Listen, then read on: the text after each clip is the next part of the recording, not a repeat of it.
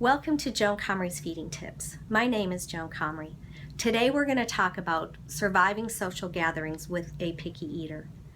Surviving social gatherings with a picky eater can be quite a feat for most families, and you're not alone. There are many picky eaters.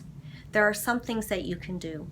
First of all, what I want you to understand is that no picky eater needs short order cooking.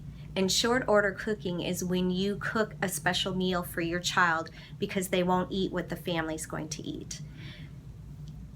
No child needs short order cooking unless you have medical issues like food allergies or intolerances or other medical complications that require a special diet. So what do you do when you have to go to a social gathering and it's quite stressful?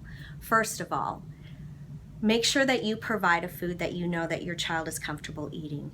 So let's say that their favorite food that's healthy is mashed potatoes. So what you need to do is be the volunteer for the mashed potatoes for that meal. And that way your child has something that they can lean on that's comfortable for them and safe for them to eat. And that will also help reduce any social anxiety or any isolation because they won't eat any of the other foods. The other thing you need to do is make sure that Aunt Paula or your mother-in-law or a good willing neighbor does not try to get your child to eat or say, I can make your child eat, because having someone put a lot of pressure on your child and make them eat something they're not comfortable with on top of all the anxiety of being in a social setting is not going to have a happy ending for you or for the child.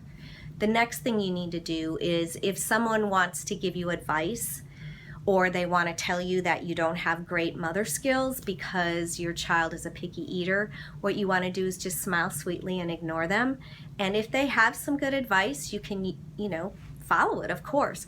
But if it's nothing that's very helpful for you, or it entails making your child eat or letting them sit at the table until they're hungry enough to eat, that's really poor advice and not very helpful for a child that has a feeding problem or is a really picky eater.